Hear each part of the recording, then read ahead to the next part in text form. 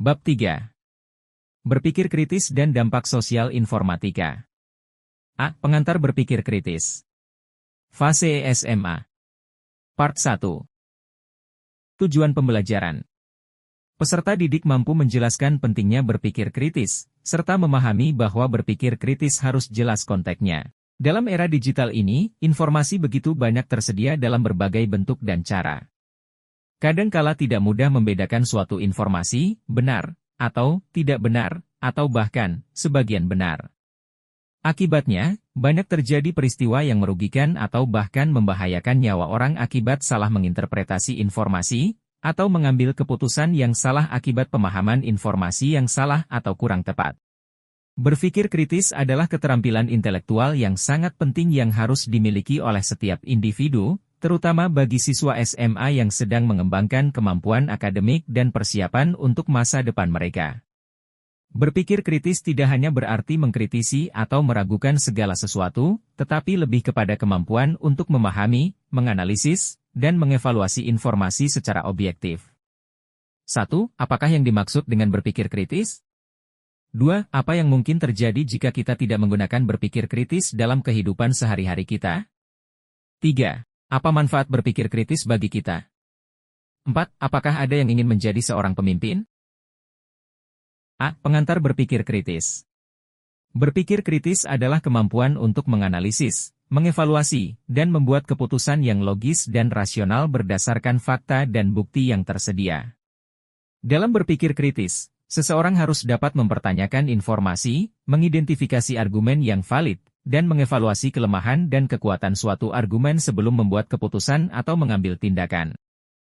Proses berpikir kritis dimulai dengan mengetahui serta meningkatkan pemahaman mengenai topik yang sedang diberikan. Contoh, jika kita berpikir mengenai bagaimana cara memperbaiki perangkat komputer, kita pasti memerlukan pengetahuan mengenai cara kerja perangkat komputer dan sumber permasalahan sehingga terjadi kerusakan. Pada proses ini terjadi usaha meningkatkan pemahaman. Oleh karena itu, yang terjadi dalam proses ini adalah seseorang mengerti tentang apa yang dipikirkannya. Jika tidak memahami apa yang kita pikirkan, maka kita sesungguhnya tidak dapat memikirkannya secara efektif. Langkah berpikir kritis adalah menerapkan pikiran ke dalam tindakan atau aplikasi.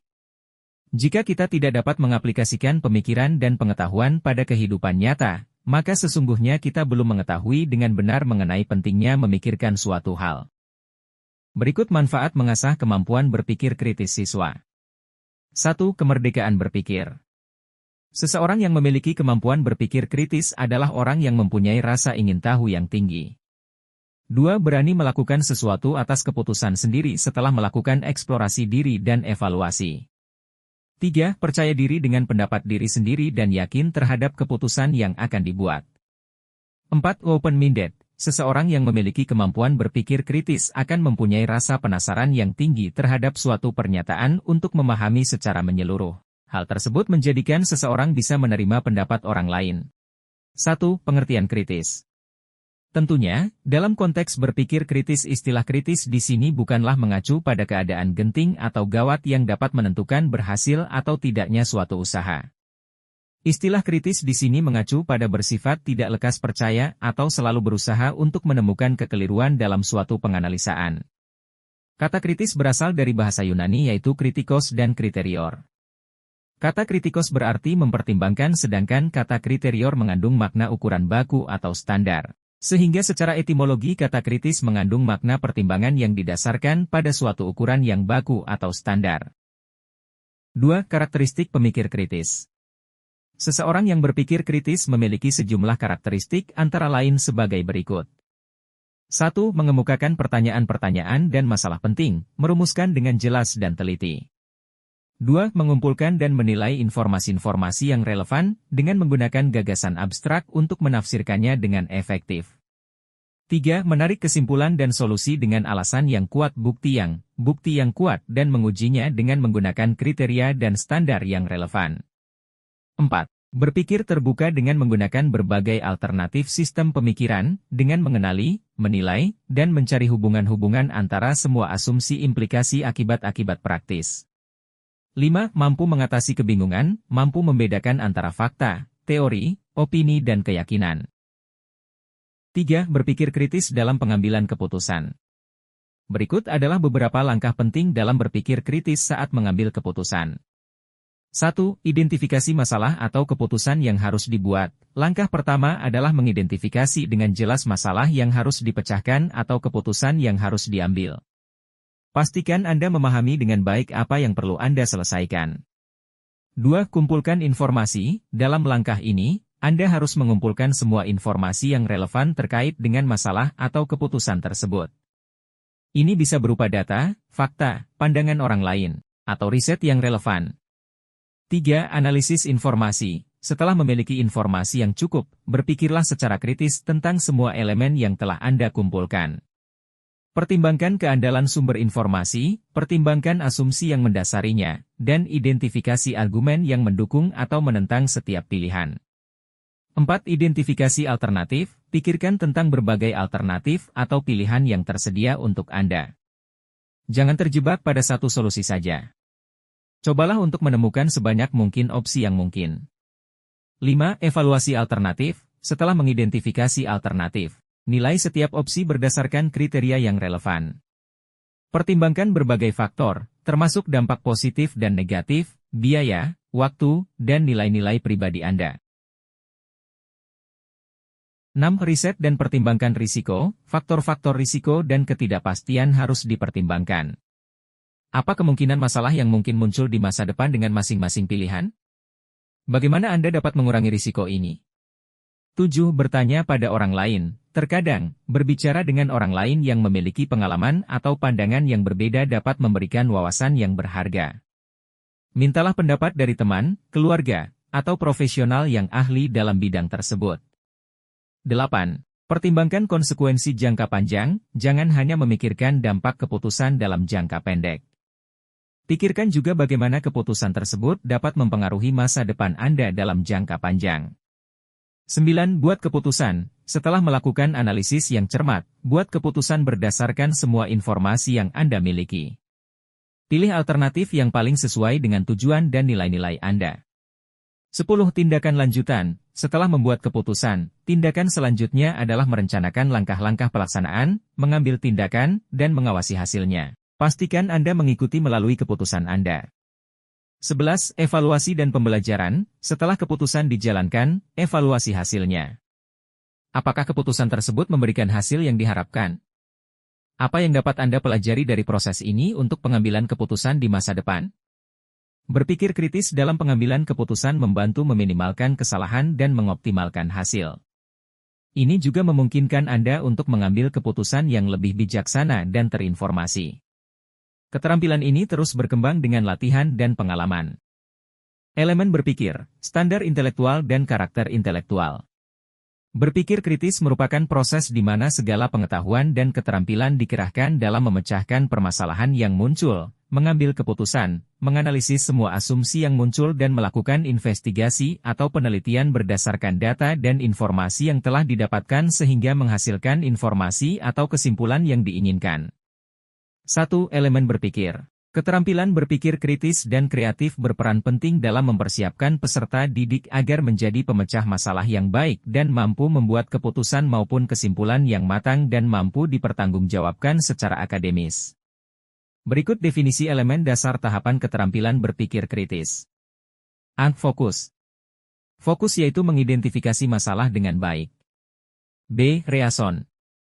Reason yaitu alasan-alasan yang diberikan bersifat logis atau tidak untuk disimpulkan seperti yang telah ditentukan dalam permasalahan. C. Inference. Inference yaitu jika alasan yang dikembangkan adalah tepat, maka alasan tersebut harus cukup sesuai pada kesimpulan yang sebenarnya. 2. Standar intelektual.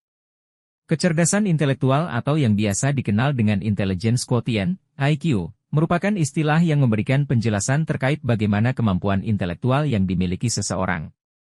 Secara umum, kecerdasan intelektual merujuk pada potensi yang dimiliki oleh individu untuk mempelajari sesuatu lewat alat-alat berpikir. 1. Jenis-jenis kecerdasan intelektual, di antaranya. A. Kecerdasan linguistik.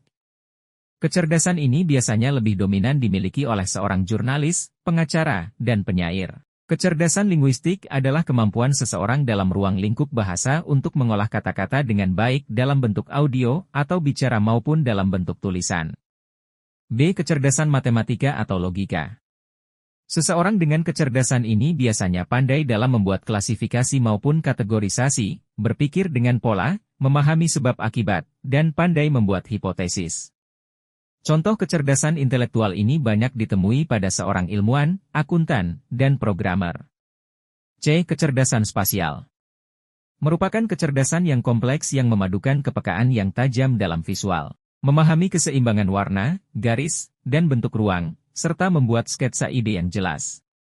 Orang-orang yang memiliki kecerdasan spasial diantaranya seorang arsitek, fotografer, pilot, desainer, dan insinyur.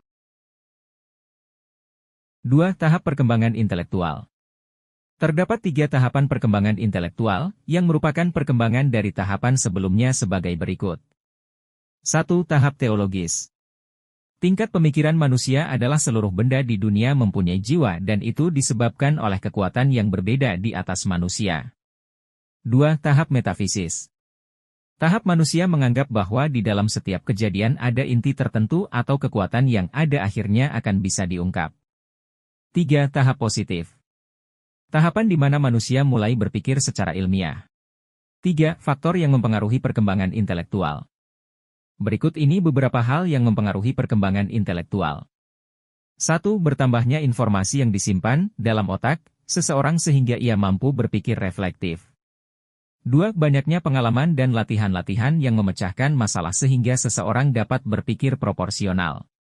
3. Adanya kebebasan berpikir, menimbulkan keberanian seseorang dalam menyusun hipotesis-hipotesis yang radikal, kebebasan menjajaki masalah secara keseluruhan, dan menunjang keberanian anak memecahkan masalah dan menarik kesimpulan yang baru dan benar. 3. Karakter intelektual. Karakter adalah kualitas mental dan moral, watak, sifat, kepribadian, yang khas di dalam diri seseorang individu yang membedakan dengan individu lainnya. Intelektual adalah kemampuan untuk memperoleh berbagai informasi, berpikir abstrak, menalar, serta bertindak secara efisien dan efektif. Berikut ini beberapa karakter intelektual. 1. General Intelligence. Teori ini dipopulerkan oleh psikolog asal Inggris, Charles P. Arman. Bahwa seseorang memiliki skor yang tinggi di satu tes kognitif akan mendapatkan hasil serupa di tes lainnya. Hal serupa juga akan terjadi jika orang tersebut memiliki skor rendah. 2. Primary Mental Abilities. Teori ini dipopulerkan oleh Louis Litter Thurstone. Louis berpendapat bahwa intelligence mengandung 7 kemampuan mental sebagai berikut. A. Associative Memory. Adalah kemampuan untuk menghafal dan mengingat. B. Numerical Ability. Adalah kemampuan untuk memecahkan persoalan matematika. C. Perceptual Speed. Adalah kemampuan untuk melihat perbedaan dan persamaan dari benda-benda. D. Reasoning. Adalah kemampuan untuk membuat pertimbangan. E. Spatial Visualization. Adalah kemampuan untuk memahami hubungan antara objek 2D dan 3D. F. Verbal Comprehension. Adalah kemampuan untuk memahami kata-kata. G. Word Fluency. Adalah kemampuan untuk